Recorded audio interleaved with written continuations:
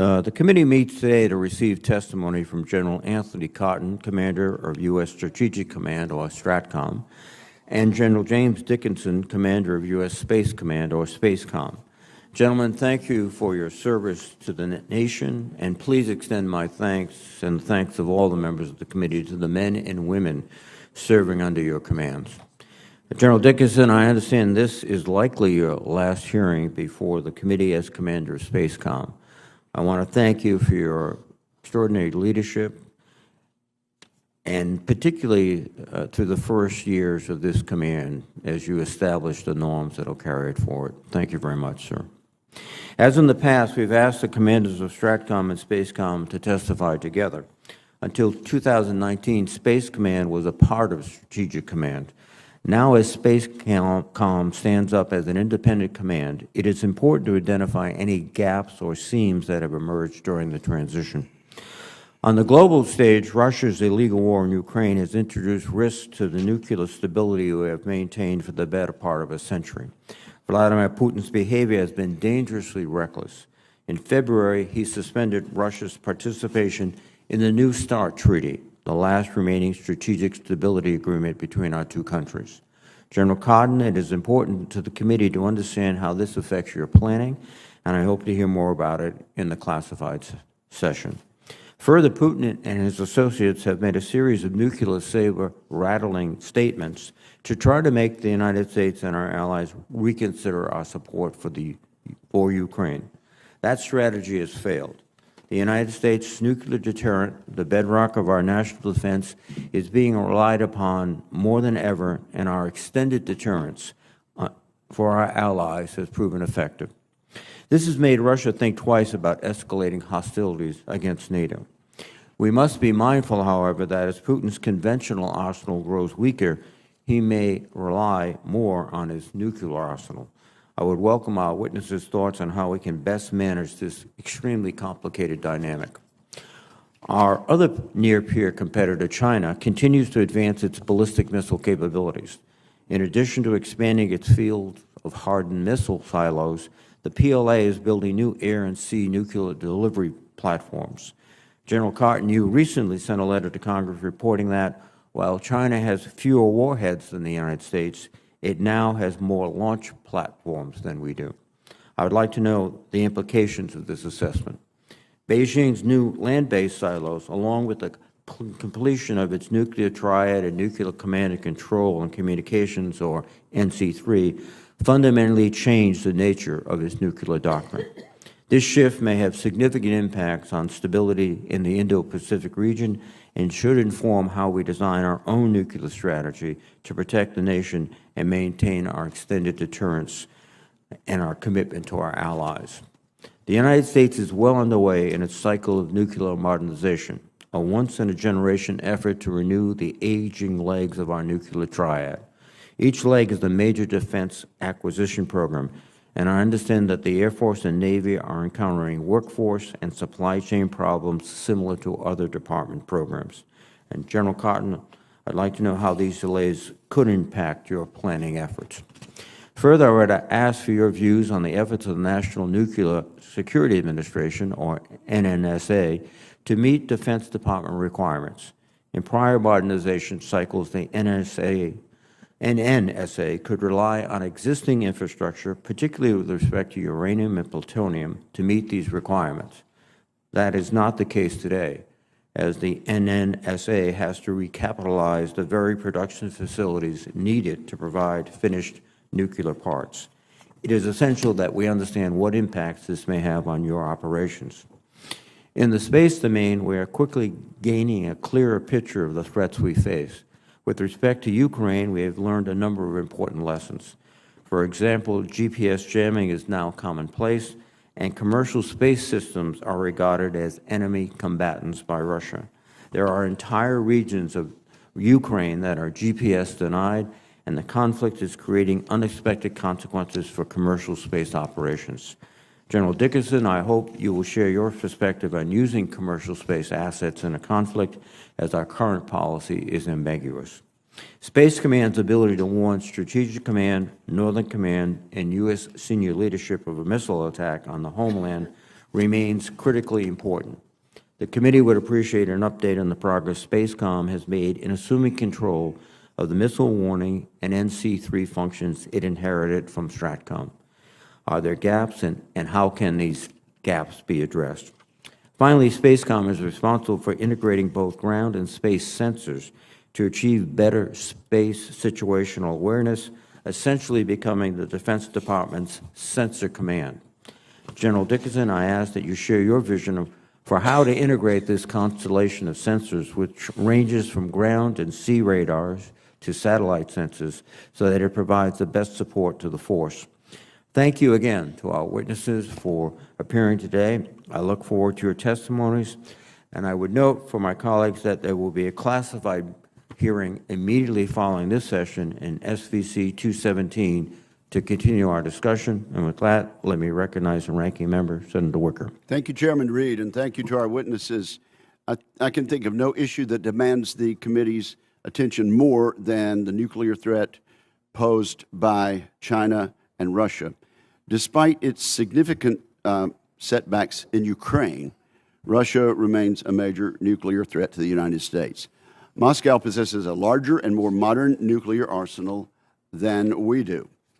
It can also build numerous additional nuclear weapons in short order. Russia has developed new nuclear weapons unlike anything in the United States inventory, including nuclear-powered, transoceanic, autonomous torpedoes, and intercontinental cruise missiles. These are weapons for which we have no defense. The story out of China is also very troubling. Beijing is modernizing and expanding its nuclear force at breakneck speed. It will likely outpace the U.S. in the early 2030s. The past 18-month period has given us a good idea of China's remarkable growth. Over that time, China's nuclear arsenal has doubled in size. The Chinese have flown a missile that can drop nuclear warheads from orbit anywhere on Earth with virtually no notice. And China has become the third country to develop a strategic triad of nuclear missiles, bombers, and submarines.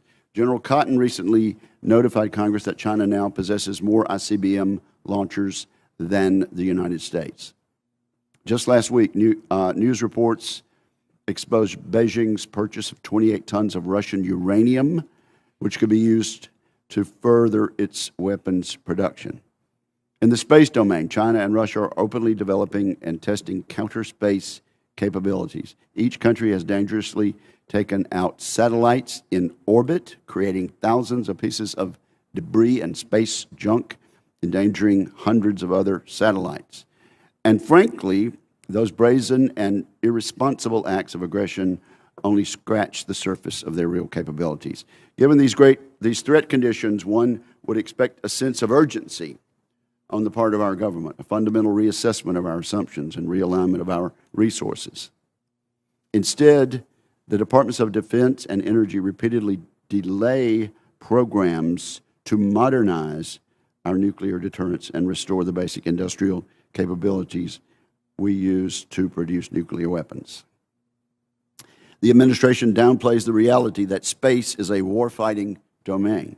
Space contains real threats and adversaries, and it needs military solutions. Refusing to acknowledge and prepare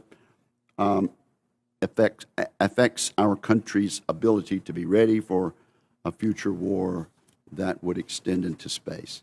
This administration needs plans and postures to account for the worsening security system. If we are to prevail in long-term competition with China and Russia, we need to commit today to a program of sustained innovation and investment. This morning, we will begin to receive budget summaries, including the President's budget request. This request, once again, is likely not to keep pace with inflation. And we already know of several significant shortfalls in naval shipbuilding, munitions, and key investments in the Western Pacific, for example, to name a few. I would look forward to working with my colleagues here in Congress on both sides of the aisle to build a bipartisan, adequate, strategy-based budget for the coming year. About the sense of urgency, I would like to hear from our witnesses about how this committee can help create a sense of urgency to act, to accelerate the modernization of our strategic arsenal and adapt our forces. Thank you, Mr. Chairman. Thank you, Senator Wicker. General Cotton, please. Good morning, Chairman Reed, Ranking Member Wicker, and distinguished members of the committee. I appreciate this opportunity to testify next to General Dickinson, and I thank the committee and Congress for its support to national defense. First, I, along with my command senior enlisted leader, Sergeant Major Howard Kramer, want to assure you and the American people that the United States Strategic Command is ready today, ready to defend our nation, defend our allies, and respond decisively if called upon. The men and women of the United States Strategic Command are the foundation for the capabilities that underpin our nation's strategic deterrence. They do this in an environment that continues to grow complex and challenging. Russia's invasion of a sovereign Ukraine is an attempt to undermine the rules-based international order that by conventional forces backed with nuclear saber rattling. How this conflict unfolds and eventually ends will shape the strategic environment for decades to come. We see the People's Republic of China continuing to rapidly expand its nuclear capabilities. The PRC's actions are wholly inconsistent with the long-professed policy of minimal deterrence. I did report to Congress in January that the number of land-based intercontinental ballistic missile launchers in the PRC now exceeds those that we have in the United States. Along with its significant modernization and expansion of conventional capabilities, the PRC is also investing heavily in lower-yield precision systems with theater ranges, a new generation of mobile missiles, and hypersonic glide vehicles with fractional orbit bombardment systems. The PRC's nuclear modernization provided with an alarming number of offensive options that can negatively shape the environment before and during a crisis or conflict. North Korea continues to be a rogue actor and poses a threat to the United States and our allies. North Korea conducted an unprecedented number of missile launches in 2022, and its new intercontinental ballistic missile, referred to as the KN-28, highlight that the security challenge continues to grow. We are meeting today's challenges with integrated deterrence. It's the cornerstone of the National Defense Strategy. Our unmatched network of allies is a key component of integrated deterrence, and these relationships are underpinned by our extended deterrence commitments. These commitments are enabled by a safe, secure, effective, and credible nuclear deterrent. The credibility of our extended deterrent commitments is not only part of the nation's ironclad commitment to our allies, but is also essential in limiting proliferation of nuclear weapons. The nation's nuclear forces underpin integrated deterrence and enables the U.S., our allies, and our partners to confront aggressive and coercive behavior.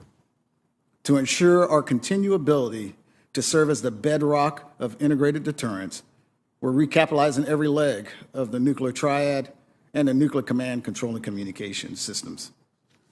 We're also addressing electromagnetic spectrum operations holistically and developing concepts to deploy conventional hypersonic strike capabilities. We will need to continue partnering with industry to ensure flexibility, responsiveness, and capacity during recapitalization and modernization to ensure we can sustain our current systems while the new ones are being delivered. Finally, I will end as I started. Our people are the foundation of every capability that enables strategic deterrence. I'm proud to serve alongside the soldiers, sailors, airmen, Marines, and Guardians, and civilians that make up U.S. Strategic Command. Thank you again for this honor, and I look forward to your questions. Thank you, General Cotton. General Dickinson, please. Thank you, Chairman Reed and Ranking Member Wicker. Good morning, ladies and gentlemen of the committee. It remains my distinct honor to represent the 18,000 military servicemen and women, civilians and families of United States Space Command who are serving our great nation around the world today. Thank you for this opportunity to testify before this committee. I am proud to lead such a talented and patriotic group of joint space professionals. Their expertise, diversity, and creativity underpin our strength and effectiveness. Of all the elements of military space power, our most valued asset is and always will be our great people. My provisional headquarters achieved initial operational capability in just 2 years, and we will reach full operational capability through the disciplined initiative of our great people. Space power enables our way of life and is a critical component of our national security. I thank Congress for its support to advance America's primacy in space. We must maintain our position of advantage in the space domain and ensure it remains sustainable, safe, stable, and secure for all. The Joint Force relies on space-based capabilities to project and employ power. China and Russia consider this dependency a soft underbelly and seek to exploit it. They intend to limit our access to space during crisis and conflict, and they are fielding capabilities to that effect. Our strategic competitors' irresponsible actions have transformed space into a highly contested domain. We must prevent today's strategic competition from growing into a conflict in space. We achieve this by deterring aggression, defending national interests, and, if necessary, prevailing in any domain.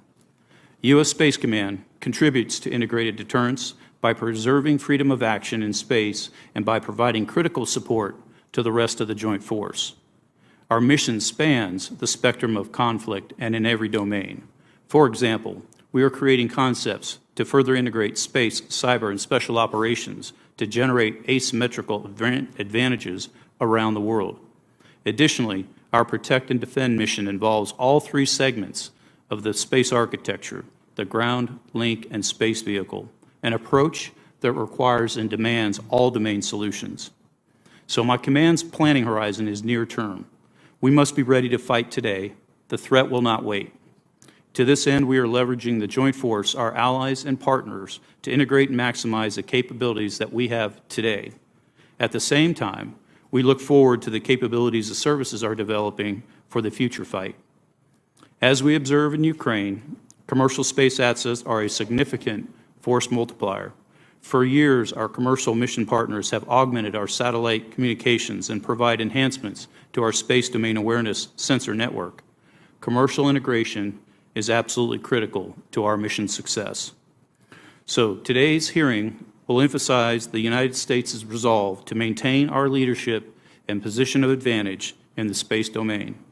But before I address the committee's questions, I want to reiterate and emphasize to the American people my unwavering pledge that U.S. Space Command will ensure that there is never a day without space.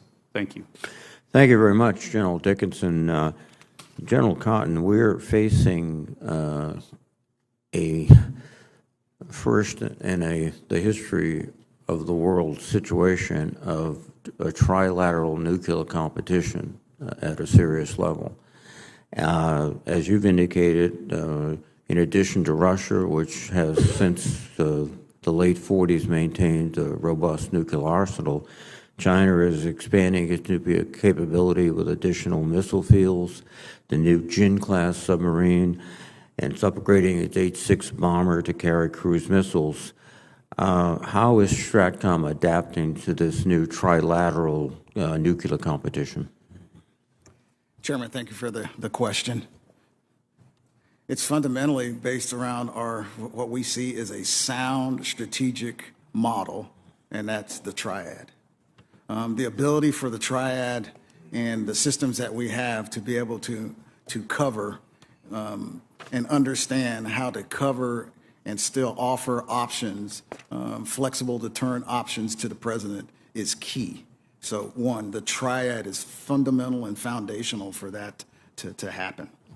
Two, I believe that we are going to have a conversation in regards to strategy and force posture. I am absolutely in a good place today with our systems and where we stand, and foundational to that is the modernization of our current system. But to your point, Chairman, 2010 and the basis of which we did our modernization efforts was on a 2010 threat.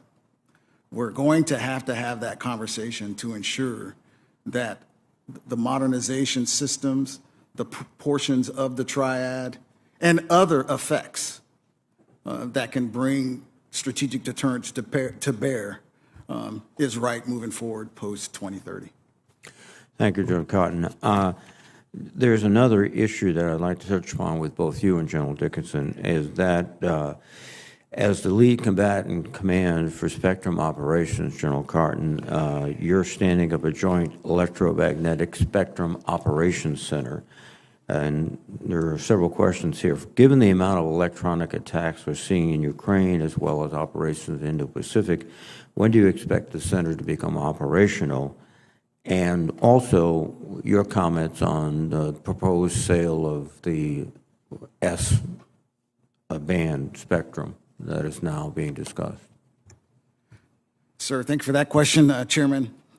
So as you know, the overall objective of the JEC is to raise overall readiness of the joint forces to prevail in that mission space. We're actually doing really good work, and we're in the final steps, actually working our way through the Deputy Secretary of Defense for her to sign out the memorandum and actions on the tasks that we have to move forward. So I look forward to seeing that pretty soon. In regards to Stratcom and how do we rely on Spectrum, I'll say it to you this way. EMS superiority for the employment of our forces, to maintain situational awareness, to assure communication through all domains, and assure PNT, position navigation, and timing is critically important for not only myself as a combatant command, but for all combatant commanders. And General Dickinson, again, your perspective on the value of the S-band to the military, and also the knowledge that you and your colleagues in uniform have with respect to what parts can be shared or what cannot be shared. Thank you, Chairman, for that question. So I would have to categorize it as it's foundational. That spectrum piece that you're discussing, you mentioned, is foundational to what U.S. Space Command does, as we have the responsibility of providing space-enabled capabilities to the Joint Force. What I mean by that is PNT communications, missile warning, all of those types of capabilities that I'm responsible for providing are dependent upon the use of the spectrum. So as I look at it, I think it's foundational to it and in everything we do. So there would be a certain degree of risk aversion that you would bring to disposing with that S-band at this point. Yes. Is that fair, General? That's fair, sir. Thank you very much. Senator Wicker, please. Thank you, Mr. Chairman. First, before I begin my questions, I want to thank Senators Fisher and King and recognize their bipartisan and significant work on the Strategic Forces Subcommittee. They are going to be very busy, and we're going to look to them in the future, as we already have, for leadership. General Cotton, we have a nuclear modernization plan. Is that correct? That is correct, sir. And when was it written? When was it developed? Probably in 2010 timeframe is when the modernization effort was Okay, now, when it was developed, this trilateral threat that the chairman just talked about was not so significant, was it? China was seen as a nascent threat. So, so things are different now from the time the plan was developed. That is correct. Okay. Is it a fact that since 2010, every Department of Defense and Department of Energy nuclear program has been delayed or reduced in scope? I don't know if I can go back to the time frame of 2010, sir, but For the most part, that's a correct statement. It though, is, it sir. not? Okay.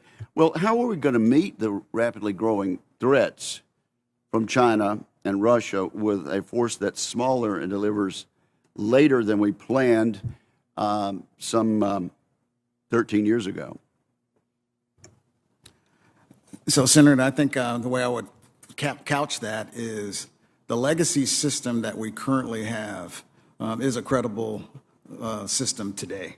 The fact that for since 2016, we've been modernizing that legacy system and are underway with that legacy system. I think what I would tell you is I just want to ensure that the modernization programs that we have today, we have lost all margin, and we must ensure that those programs are fully funded and executed so I can have replacement and updated systems to the legacy system today to start. So has it made sense then that these programs, for the most part, have all been delayed or reduced in scope?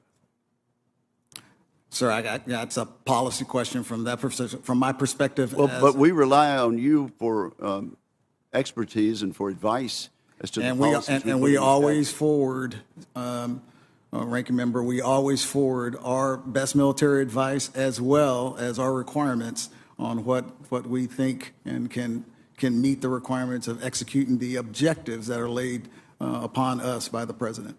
Okay, your predecessor testified last year and agreed with nearly every other senior U.S. military officer that we need to provide presidents with more nuclear options than we have today. Do you agree with that sentiment? I do agree with that. Okay, and that let me ask you then about the way I ended my testimony, where I said I would like for you to share your feeling as to whether we should have a sense of urgency and whether we should communicate that to the Commander-in-Chief and also to the American public. That is a wholehearted yes.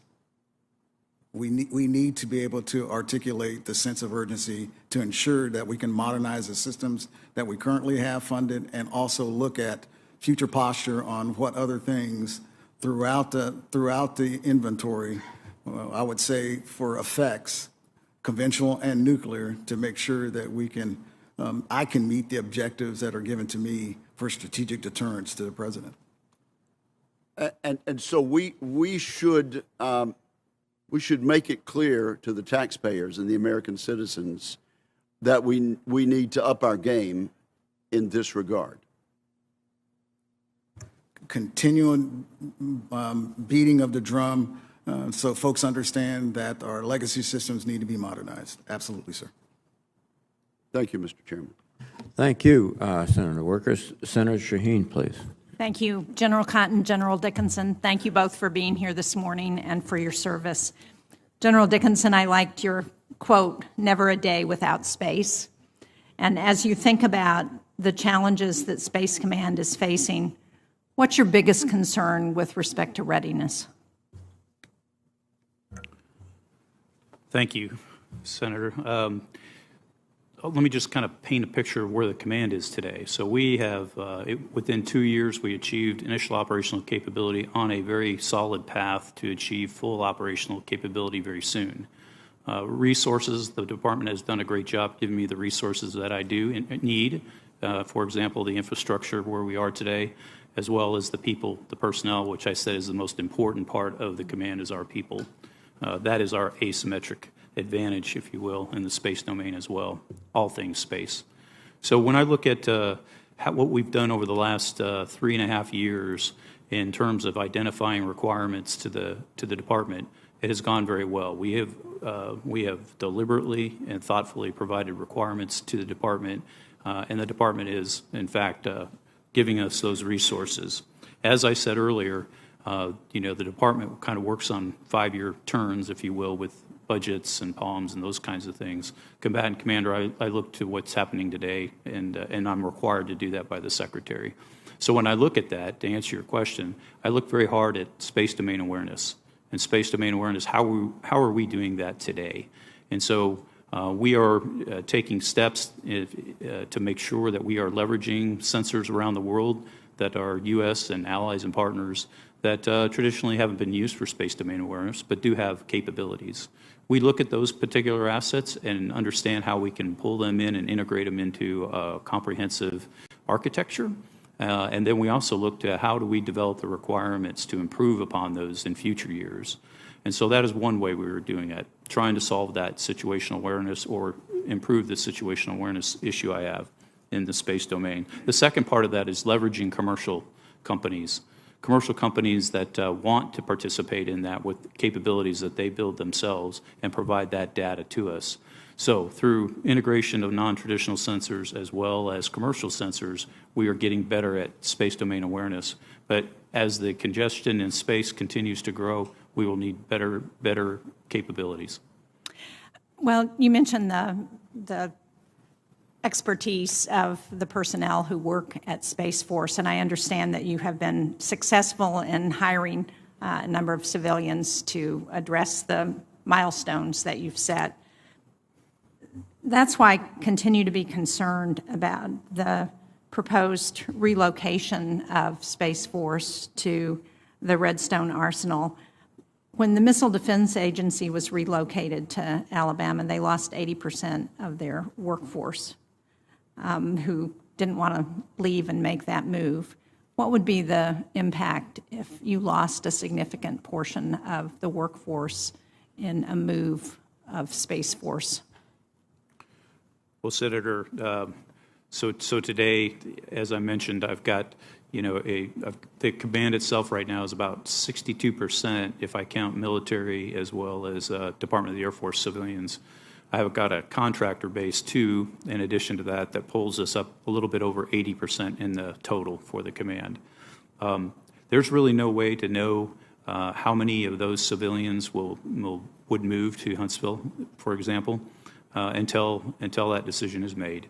Lots of those folks are great civilian workforce. They have made life choices, and that's why they live, for example, in Colorado Springs. The military, we're soldiers, sailor, airmen, Marines, and Guardians. If told to move, we'll move. But there's really no way of knowing what percentage would actually move. But the report that took a look at the Spacecom decision makes some assumptions about what would happen if there were a move and what the impact of that would be. Is that correct? Yes. And is there a reason why that report is not available to the public? I believe the Department of the Air Force, the Secretary of the Air Force is doing some additional analysis before he makes his final decision. But to your point, ma'am, I would just offer that whether it's Colorado Springs or Huntsville, I think both those locations have the talent pool, if you will, of professionals, space professionals that could support the mission of U.S. Space Command. So again, I wouldn't know the percentage, but I do know that the workforce that's available in Huntsville is very good as well. But am I correct that the workforce in Huntsville has not had the same expertise on operating satellites that the workforce in Colorado has had? Well, so the workforce that I have, ma'am, in the headquarters itself, the COCOM headquarters, we don't necessarily do that level of technical flying the satellites, if you will. That is resident within subordinate units within U.S. Space Command, and those units are not moving. So they will stay in Colorado regardless? I'm sorry? They will stay in Colorado regardless of what happens with everybody else? So the only part of that basing decision that's under review right now for a decision to relocate is the headquarters, my headquarters. Thank you. Thank you, Mr. Chairman. Thank you, Senator Shaheen. Senator Fisher, please.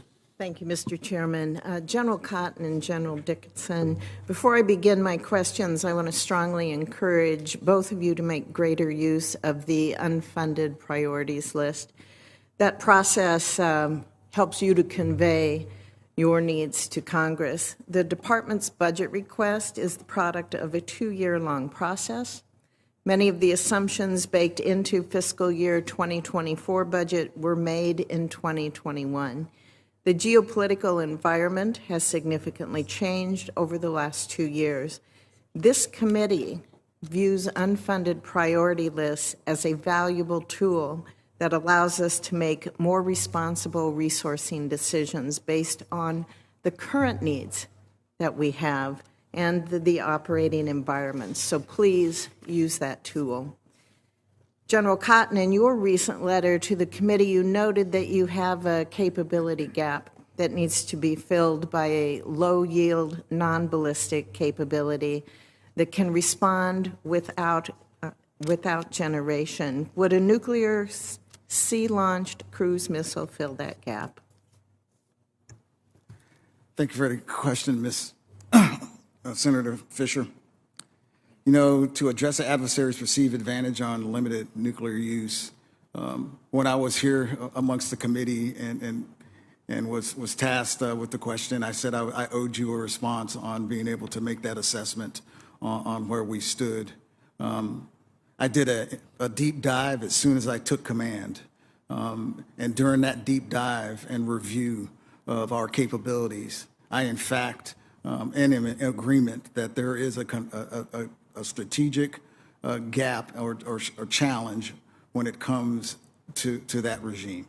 So I fully support the fact that, and the support that we have with this committee in pursuing the opportunities to look at low yield, non-ballistic, non-generating effects moving forward. Absolutely concur with that. Thank you, General, and thank you for looking in that and getting back to us. I appreciate that. Sometimes when you take a new command, I know you have a lot put on your shoulders in making sure that you have a full understanding of everything that you are in charge of, and I appreciate you taking the time to get that to us. Last year, the administration sought to retire the B-83 nuclear gravity bomb, despite having no replacement program in place to address hard and deeply buried targets such as underground facilities in China and North Korea. What is your best military advice on whether the United States needs to maintain a capability to hold those hard and deeply buried targets at risk? Thank you for the question, Senator. I'll answer that in two parts. Right now, the B-83 is still part of my arsenal with the NDAA language that limits the reduction of that, so I still have that capacity and capability pending the results of the hard and deeply buried study that the department is currently doing, of which we are a part and are giving our inputs to that. That being said, we are going to have to figure out how we are going to continue to have capability that gets after HDBTs and what effects can actually do that. Whether conventional or nuclear, we're going to have a strategy to figure out how to do that. And I look forward to seeing what the study brings us from the department to make sure that we can close that. When do you anticipate that study to be completed? Ma'am, I was told that we should see that in the spring. Thank you. Could you please keep us updated on that? I absolutely will. Thank you, sir. I appreciate the conversation that we had earlier this week on the importance of moving forward quickly with NC3 modernization and building out a roadmap with clear, achievable near and long-term goals. Can you tell this committee more about NC3, the roadmap that Stratcom is developing? Senator, I absolutely will. I look forward to having that conversation, not only in open but in closed session as well. The conversation that we had was one of the things that was the second thing that I did upon taking command, was get with the team to understand how we take conceptual ideas and what might be seen as concepts with all the dollars and support that we're getting from the Congress, and turn those into what you had alluded to, a roadmap that I can, you can, and my bosses in the Pentagon can actually see in phases of what we're doing within NC3 modernization.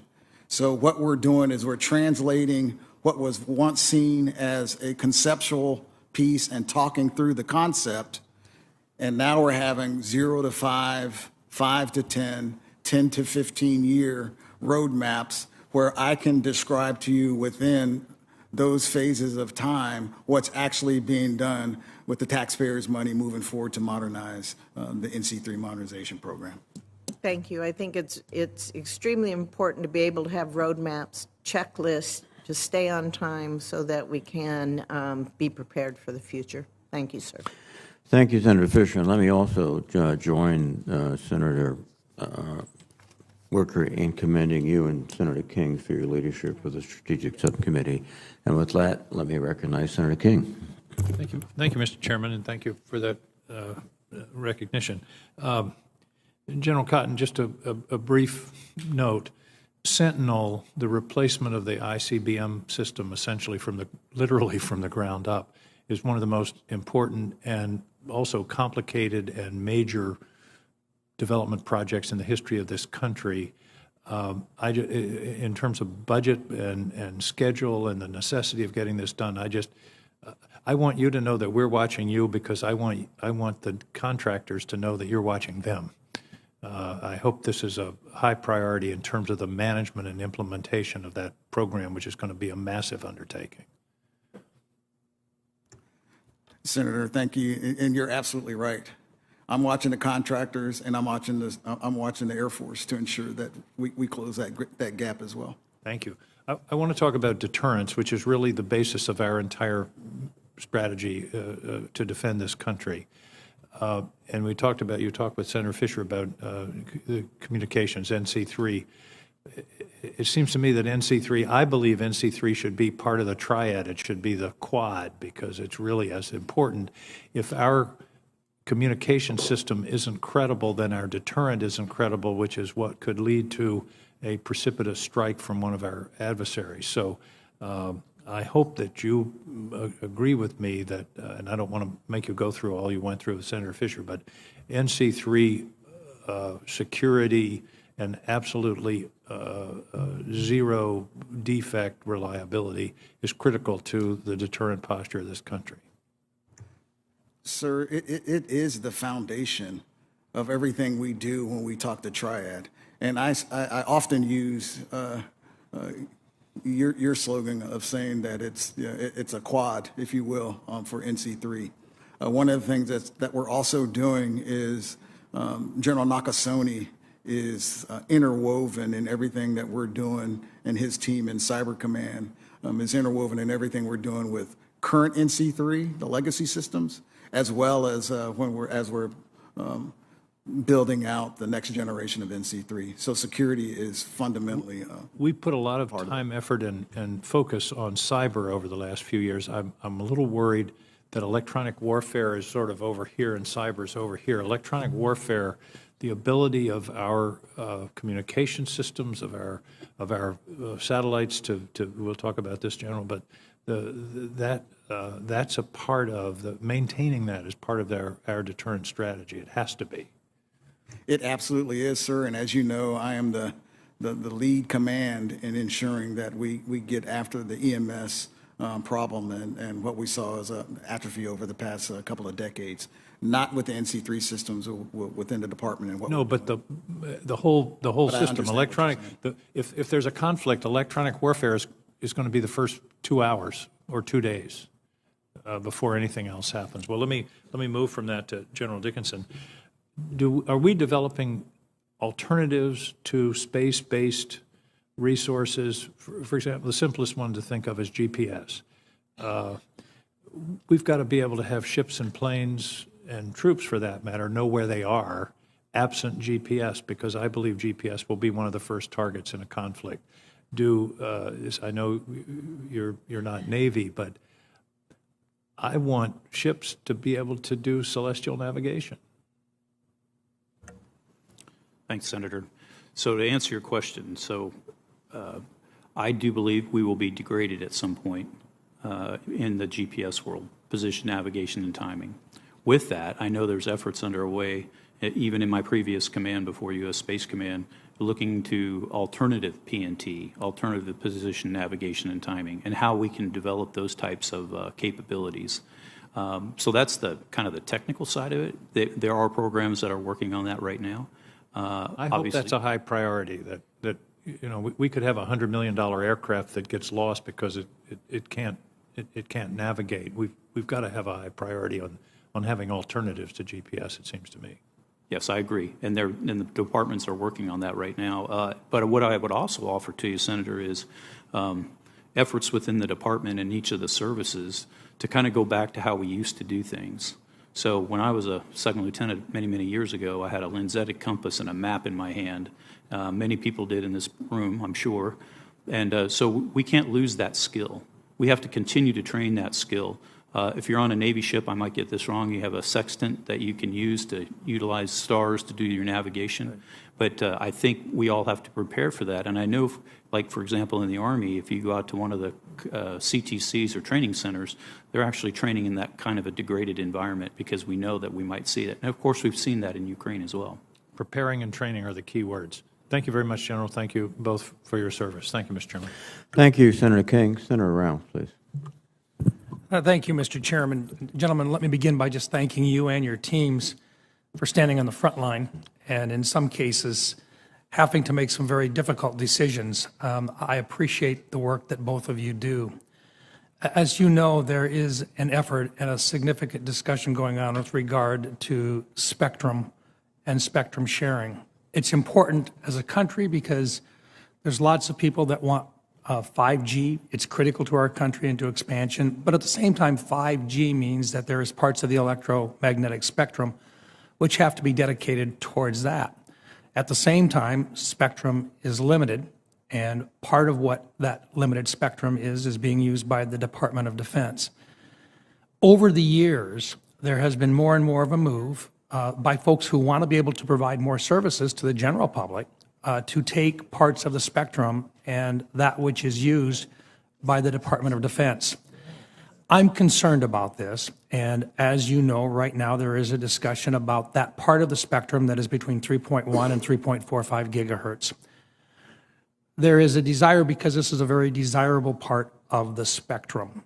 Now, on the political side of things, and we don't expect you to get into the politics of it, there is a real push to try to move some of that away from the Department of Defense on a shared basis. At the same time, there is a reason why the Department of Defense uses this part of the spectrum, in that it has some very, very special qualities. I'm going to get into the part of this in which we need your professional military advice. And I'm making it that way because there are folks that clearly understand the value of 5G who would prefer to have this moved in an expeditious fashion out and away from DoD uses or shared uses and into the private sector, and I understand their desire to do so. But I believe that the national defense of this country is critical and must be maintained. So what I'm going to ask in terms of your professional military opinion is to work our way through this in a discussion with me about the critical needs of this country for parts of the spectrum that could be at risk if we make the wrong political decision. I'm going to begin. General Cotton, within 3.1 to 3.45 and in very close proximity to that, is it true that we have significant radars that we have to maintain? That is a correct statement. Is it true that those radars that we are dependent on protect our country, Alaska, Hawaii, and the mainland, from the possibility of attack by aggressors with regard to intercontinental ballistic missiles, short-range missiles, drones, all sorts, or I would say almost the vast majority of those types of weapon systems, including aircraft, that may very well be coming at us or directed at our shores? Senator, that's a true statement. If you were to lose part of this spectrum, would it be true, or if they were to look at using part of this spectrum, would it be true that some of those radars that we rely on could be at risk? They could be at risk, sir. Thank you. General Dickinson, space is the name of the game for you. And you not only have satellites and so forth, you're responsible also for early warning in some cases as well. Is that not true? That is true. I have a UCP responsibility as the global sensor manager. In those sensors, are there critical aspects that include very sensitive parts of the spectrum that are in or near this particular part of the spectrum? Yes. What would happen if you were to lose access to those or to be limited to those? in terms of your ability to provide adequate warning should an attack occur? It would be impacted, possibly degraded. If you were required to move away from the assets that you currently have in that part of the spectrum, can you give us any kind of an estimate as to the costs involved? Senator, I can't give you an accurate cost estimate. I would say it would be very expensive. Thank you. General Cotton, are you familiar with the Aegis? I am, sir. Is it clear that the Aegis system has significant parts of its radar systems within this very sensitive part of the spectrum? It does, sir. Do you have any idea as to what the cost would be to try to move or to try to allocate spectrum away or areas other than this, if it's even available, for the Aegis system that protects our coasts? I don't have a cost, but I know it's extremely expensive. Thank you. Do you believe that it is very important, and I'm going to ask this of both of you, and then, Mr. Chairman, my time I realize is up, but I'd like to have this question. Do you believe it is important that uniformed officers of the Department of Defense have a say and are at least have an opportunity to express to those who make these decisions your professional military opinion about how serious the loss of these particular parts of the spectrum could be if the decision is being made to share or to release that part of the spectrum? I would at least like to have my best military advice heard. Thank you. General Dickinson? As a combatant commander, I would say the same thing. I would ask that my best military advice would be considered. Thank you. General Cotton, I'm just going to finish with this. Have you been able to offer your best professional military advice to anyone on the release of this spectrum to date? Sir, most of those discussions happened prior to December, so I don't know what the disposition was done, but I haven't had that discussion since the command. Thank you very much. I really appreciate this. This is a difficult situation because there really is going to come a point at which your professional military advice has got to be shared with those individuals that are looking at making this decision, and it should not be made. And I'm just going to finish with this. I believe that it should not be made until after the study, which is being completed by the Department of Defense and the NTIA, is completed. Would you agree with me that nothing should be done with this until after that study is completed? I agree, and we are part of that study. Thank you. General, would you agree with that? I would agree, and we are part of that study. And do you believe that there should absolutely be an appeals process that we have currently got in law? Should that be continued on in its current form? General Cotton? Yes. General Dickinson? Yes. Thank you. Thank you, Mr. Chairman, for your patience. Thank you, Senator Rounds. And just to make sure we are clear, the S-band is the band that Senator Rounds and I were both talking about. Thank you. Senator Gillibrand, please. General Cotton, the All-Domain Anomaly Resolution Office was created to synchronize the Department of Defense efforts to study and assess unidentified aerial phenomenon. How is Stratcom liaising with Aero to help the office do its job? So, ma'am, formerly UAP, so we are part of that along with other combatant commands. So I have a team as well as myself and in the senior leadership positions that liaison with that organization as well as the other COCOM responsible for that responsibility. Great. And do you foresee that Aero needs additional resources or additional sensors or additional detection to be able to do their job more thoroughly? I would probably have to defer that to my partner in Northcom to be able to answer that question. So I don't, with what I know, I don't have a good answer for you in that regard, ma'am. I'll follow up for the record on that.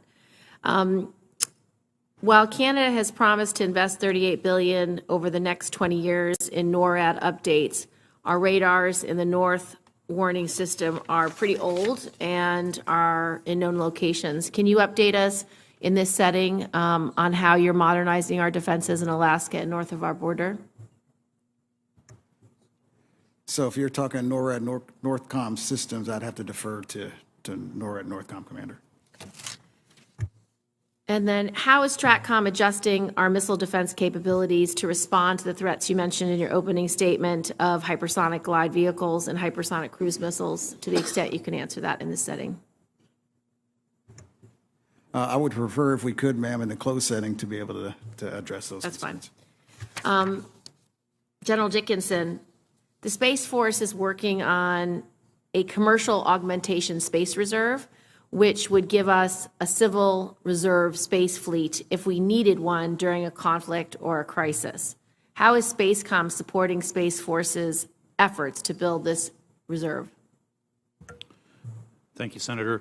So that is a great initiative. I think it's we need that, especially as I described earlier, our leveraging commercial industry to augment, provide additional capabilities to us.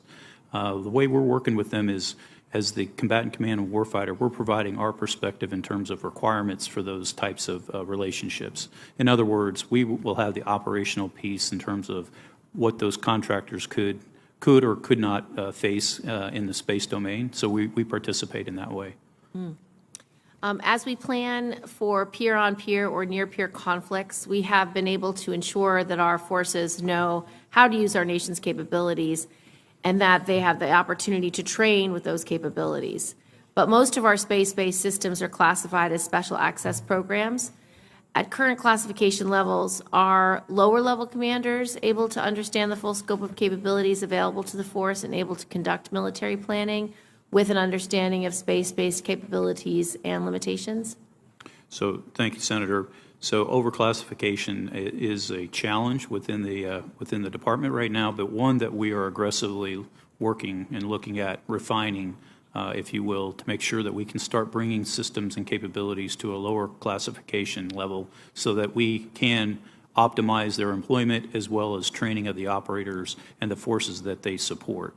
So, in other words, the classification, we look across those and are revisiting those documents, those capabilities to see whether or not we can pull them down to a lower classification level. This also allows us to do more integration, better integration with our allies and partners. Thank you. Thank you, Mr. Chairman. Thank you very much, Senator Gillibrand. Senator Ernst, please. Thank you, Mr. Chair, and thank you, gentlemen, very much for being here today. And General Cotton, thank you for speaking with me last month regarding your commander's assessment, including on the Spacecom. And I do appreciate the letter that you responded with to the chairman and ranking member, affirming that Spacecom offers additional options and supports an integrated deterrence approach. So I brought a copy of the letter today. Really appreciate you responding to my colleagues and I. And Mr. Chairman, I request that the general's letter be entered into the record. Without objection. And the president's budget request should reflect this assessment. We feel that that is very, very important. And again, thank you very much for doing your commander's assessment. General Cotton, the 2022 China Military Power Report estimates that China will field 1,500 nuclear weapons by 2035, and that rivals U.S. deployments under New START. And I know we've been hammering down on this. This is such an important topic for all of us. Do you agree that we must reassess our strategic deterrence requirements given China's nuclear breakout? Senator Ernst, thanks for the question. Absolutely. I think we need to reassess our strategy, or at least take a look at our strategy, our current strategy, and have a force posture conversation. Thank you. And after New START, the U.S. and Russia, and of course China too, might be without strategic arms constraints. Would you agree that the U.S. should prepare to upload its non-deployed nuclear weapons to shore up deterrence? Senator, I always have flexible deterrent options. Very good. I hope everybody hears that loud and clear. How quickly can we upload each leg of the triad? Ma'am, I'd rather have that conversation in closed session. Thank you. We look forward to that classified answer. And General Cotton, and I'm just going to go into generals here, kind of general answers, because you are generals.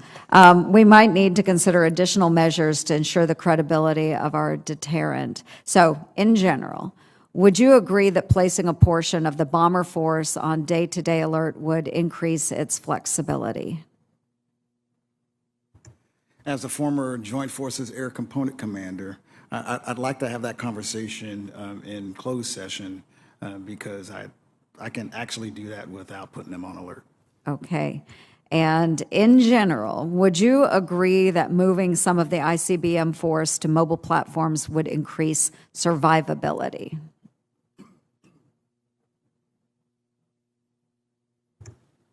In general. In general.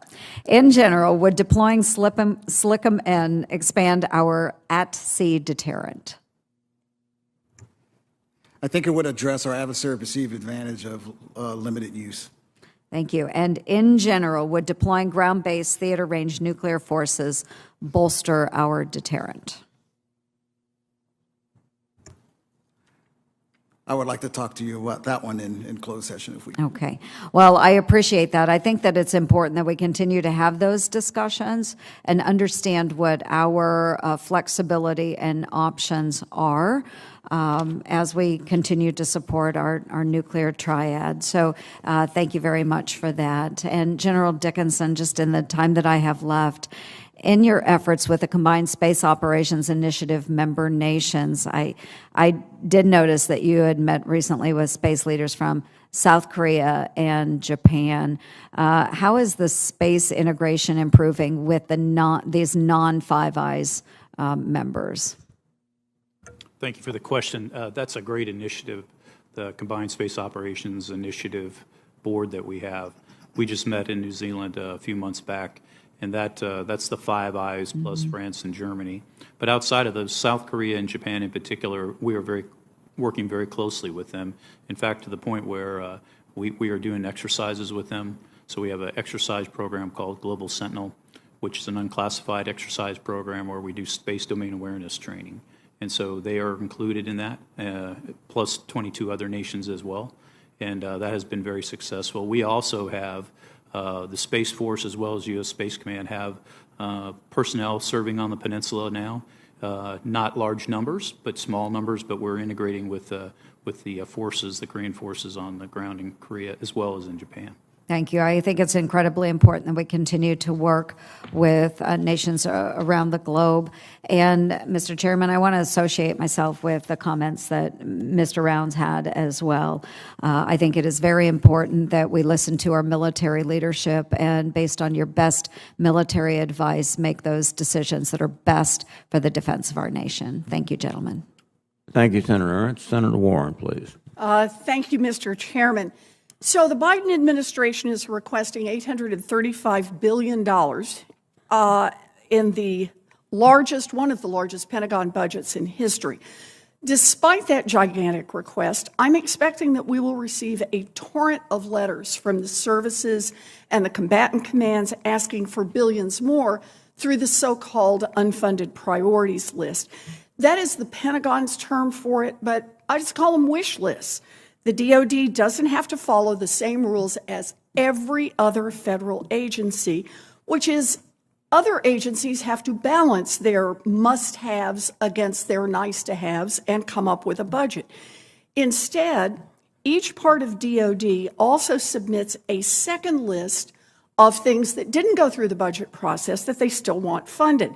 So in January, I sent a letter to Secretary Austin, along with Senators Braun and Lee and King, telling DoD not to send Congress any wish lists as part of this year's budget process. Last year, some parts of DoD did not put anything on their wish list. And so my questions today are about whether or not the two of you will choose that route this year. So General Dickinson, you run Space Command. Will you be submitting additional funding requests on top of the budget that DoD sent to Congress this morning? Thank you, Senator. I will submit a list, and there's a couple of reasons why I will. So being a combatant command that's only about 3.5 years old, we are continuing to evolve. We are continuing to mature. I described a little bit earlier how we're getting more people, where our infrastructure is growing, and what we have facing us right now is a very dynamic threat in the space domain, our pacing challenge being China. And so with that, we find ourselves in a situation where we try to grow a little bit quicker And sometimes when we do that, because of the threat, it'll cost a little more money and money that I haven't forecasted because I wasn't able to look at that inside of the budget cycle. That's the first piece of that. The second piece of it is, as I look to round out some of the capabilities that I need, specifically space domain awareness, we are finding in the commercial market that there are companies that can provide that type of capability to us. And we are taking that capability in our commercial integrations strategy and bringing those partners on board. Sometimes I don't have that, how much that's going to cost in a contract inside of the 2-year budget cycle that we're in. So those are some things that I'm doing that would be in my IPL. One would be, how do I grow my command faster to meet the threat? And second, how do I bring on capabilities that I might not have forecasted that I've come to realize? So the budget that has just been submitted this morning, you're telling me is already out of date for your command, and that you want to go outside the budget process. You don't want to have to do the 10-year cost estimates. You want to go outside that to just plus up your budget. Is that right? It is. The reason I would submit an UPL is to make sure that I can grow as the threat grows.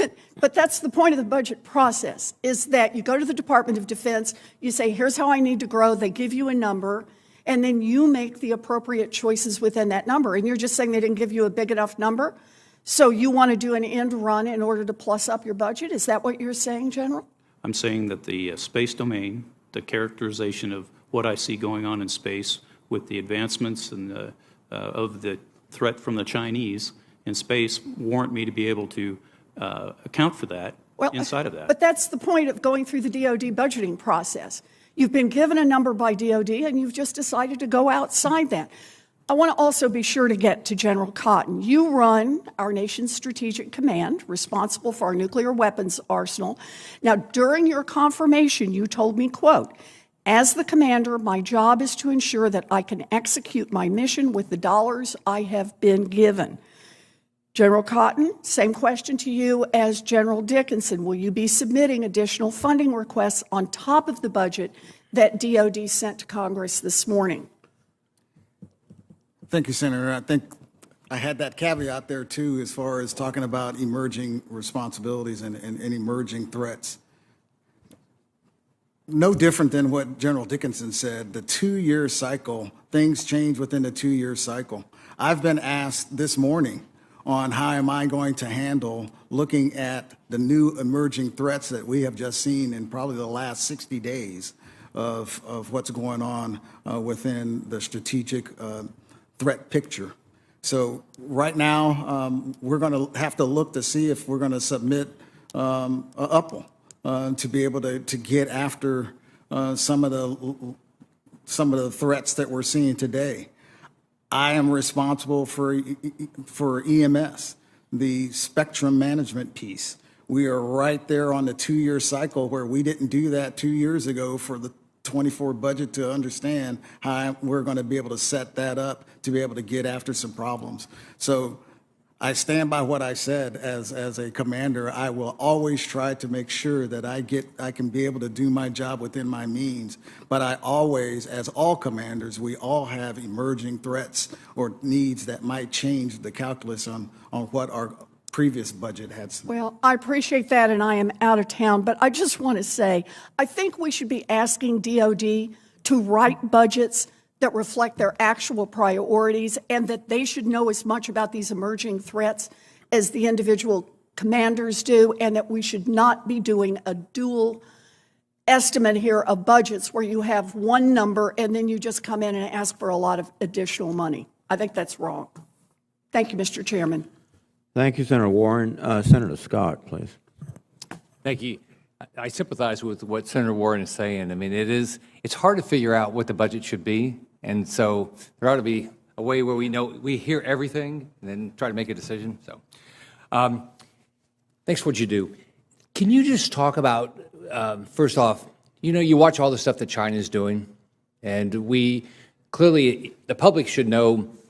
The fentanyl coming across the border, the Chinese spy balloon, their surveillance with DJI drones. They got TikTok and all that stuff.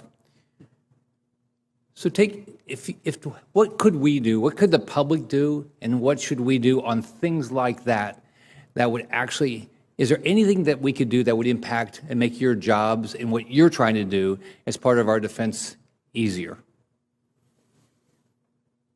Both of you. Thanks. Whoever wants to go first.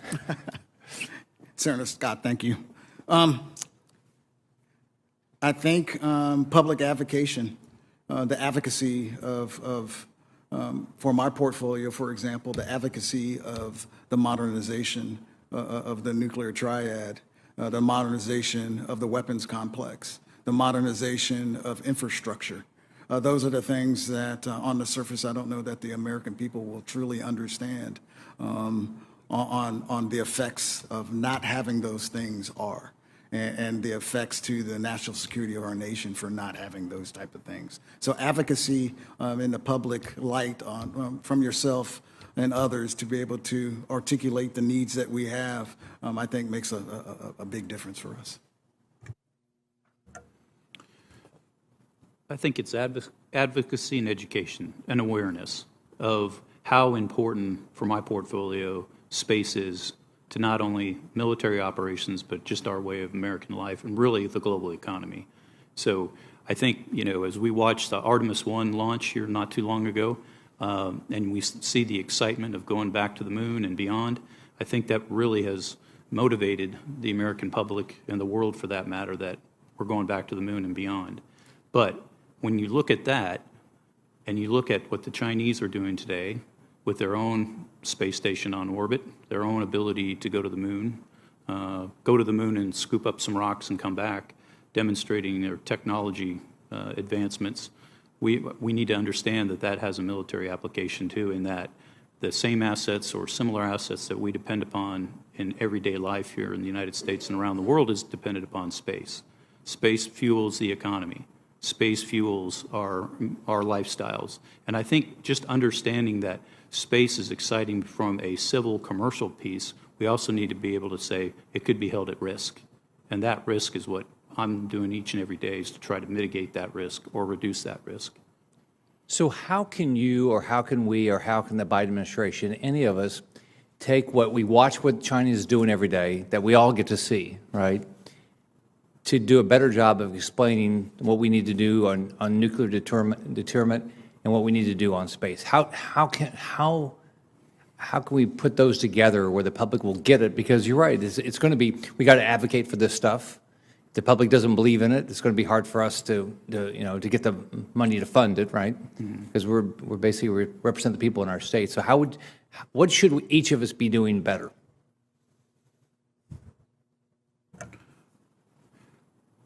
I think talking about what they're doing, for me, talking about what they're doing in space right now, in terms of, you go back to 2007 when they conducted that direct ascent ASAT test.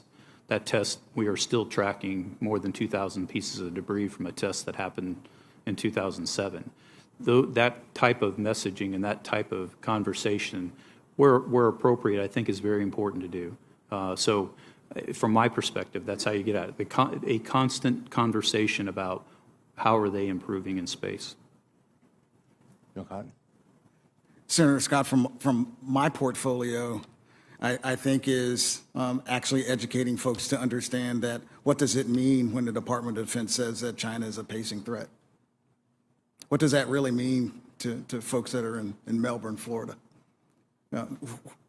Being able to describe that and understand what does that mean when we say that there is a nuclear breakout, and then the first time in the history of the United States since the advent of nuclear weapons that the United States has 2 nuclear peers. That's the education that needs to happen for our American people. All right. Thank you. Thank you, Chairman. Thank you, Senator Scott. Senator Kelly, please. Thank you, Mr. Chairman. General Dickinson, since we left off with Senator Scott's question about your answer and a little bit about commercial space, I want to start there. So in February, the president of SpaceX revealed that the company had taken active steps to prevent Ukrainian forces from using Starlink technology with their drones. SpaceX admitted they had not foreseen the weaponization, their words, of their capabilities. And I was personally disappointed to see discontinuation of full services at such a critical time for Ukraine's self-defense. So, General, as Spacecom moves forward in deepening its partnership with industry and foreign partners, how are you approaching the agreements with industry on military use of commercial capabilities? Senator, there's no question that SpaceX Starlink system has been used extensively by Ukraine in its response to the Russian aggression. I think the use of Starlink has been described in numerous media accounts almost since the beginning of that conflict. I think this demonstrates that commercial space capabilities can play a significant role in our modern high-intensity conflicts. And the concerns I think SpaceX representatives recently expressed about Ukraine's use of Starlink highlight the importance of shared understanding between commercial service providers and their customers and users. So these issues, in my mind, bear on contracts in all operational domains, not just specific to space.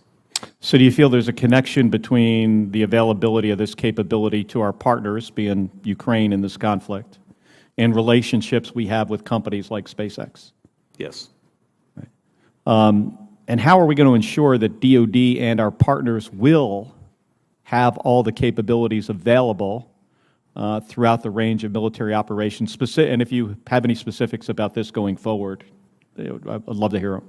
Yeah, there is an initiative that is working right now within the department, within the Space Force, that is actually looking at what you just described there. How do we make sure during times of conflict that if we're relying on commercial companies for certain services, that they'll be available to us? There are models like that right now. For example, the CRAF model that we use in the department right now, the Civilian Reserve Air Fleet. So that may serve as a model as they go forward in their work, and we participate, U.S. Space Command, in that process. General, I'm going to have my office follow up if you need assistance there. We're here to help. Okay, thank you. And General Cotton, in the years since Russia's unprovoked assault on Ukraine, the U.S. has been forced to rethink our nuclear posture and how we think about deterrence. Just a few weeks ago, Russia announced that it would suspend its participation in the New START treaty. But even prior to that, I mean, we all knew that Russia was refusing inspection of nuclear facilities, which was a key condition of the agreement. And this behavior, along with increased Chinese aggression and the influence from China, but also North Korea's regular testing of ballistic missiles and Iran's, I would say, undisputed progress to enrich uranium, it underscores the importance of having a strong deterrence. The long-range standoff weapon, the long-range standoff missile system being developed by Raytheon in Tucson, Arizona, is going to play a critical role in the deterrence of our top 4 adversaries in the future. And the ability to forward deploy this missile on U.S. bombers sends a powerful message to our adversaries, but also our allies. So, General, can you expand on why this is such a critical asset for our nation? Senator, thank you for the question. LRSO is a replacement for the air-launched cruise missile, which is the air-launched cruise missile nuclear leg of our triad. That weapon is still a reliable weapon, and it's a safe and secure weapon, but it's well past its life as far as capability to sustain. So we need to replace it with the LRSO. And you're absolutely right. I'm quite pleased with what I've seen with the contractor on the work that they're doing. It's fundamental because that's fundamental to long-range standoff for the air leg of the nuclear triad. Well, thank you. And my understanding, without going into anything, classified, that we'll get more capability out of this weapon than we had with the prior. I think it was AGM 86, was it? Yes, and we could talk more about that in close if you would like. Thank you, and thank you, Mr. Chairman. I'm going to submit another question for the record on traveling wave tubes. Specific capability that we don't have a lot of depth in here in our industrial base. Thank you. Thank you, Senator Kelly. Senator Budd, please. Thank you, Chairman. General Dickinson, General Cotton, thank you both for being here today. You know, last year, President Biden's defense budget was woefully insufficient to keep pace with China, and Russia, and also inflation. I think many of us are concerned with this upcoming budget, particularly when it comes to nuclear modernization. So, General Cotton, other than budgetary constraints, we've talked a lot about that today, what barriers exist to nuclear modernization efforts? Senator, thank you for the question. I think fundamental to me is ensuring that that we don't have any slips in any of the modernization programs that we have, as far as timelines on being able to get to completion. The industrial base and supply chain, we hear many people talk about that. It's a thing, and that is worrisome to me because that's external to even what folks might think are technical challenges. But when you throw that on top of what we're trying to do and what we're seeing, that becomes a challenge. Thank you. And for both of you, to the extent that you can discuss it in this setting, maybe we'll hear more later on, how destabilizing is China's development, and this is a mouthful, but their nuclear-capable hypersonic fractional orbital bombardment capability? And I know that's a concept that's been around for decades, but we're seeing with new technology, their redevelopment of that. So are there certain systems, first of all, how destabilizing is that? And is there something that the U.S. should field in response?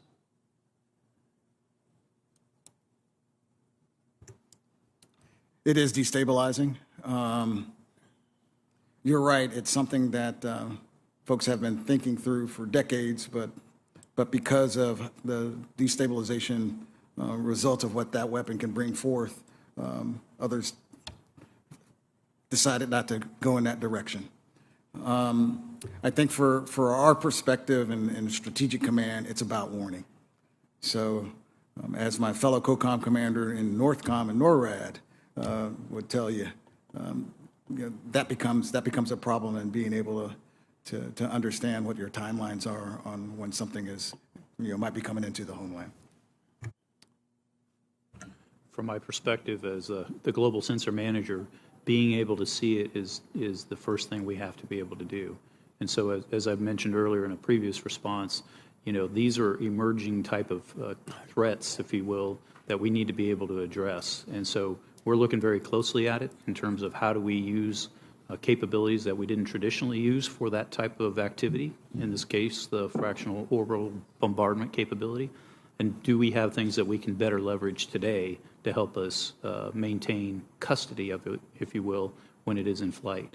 So for me, it's an area that I'm aggressively working today with the assets that I have, and we're looking to the future, too, to bring on increased capability. Thanks. We'll pick up the discussion of that in the other setting.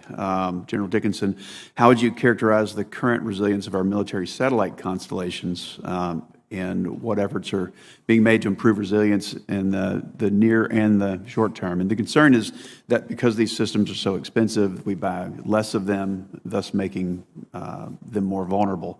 So if you would comment on that, please. Certainly. So as I look at the architecture that we have today, and the resiliency of that architecture, we are looking at ways today that we hadn't looked at in the past in terms of making them more resilient. So our ability to develop tactics, techniques, and procedures for our assets that are on orbit in order to make them more resilient, maybe able to move, maybe point in a different direction, are examples of that. Or actually doing, so as I mentioned in my opening comment, Senator, or remarks, that we look at it from a link, ground station, and satellite perspective. So those are the three segments.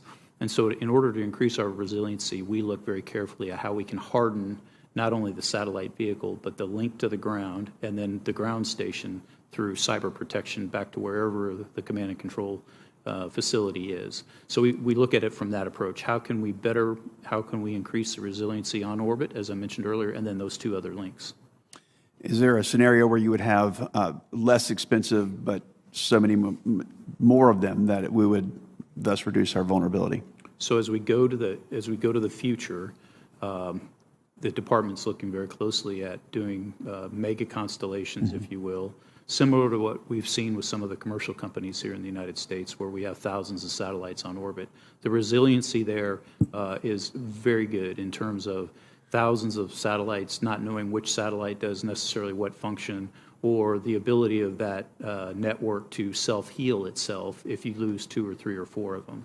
This type of resiliency actually causes some of our adversaries to pause, because it's very difficult to defeat something like that or even to grade it. So that's where we're going in the future, and that's exactly what we need to be doing.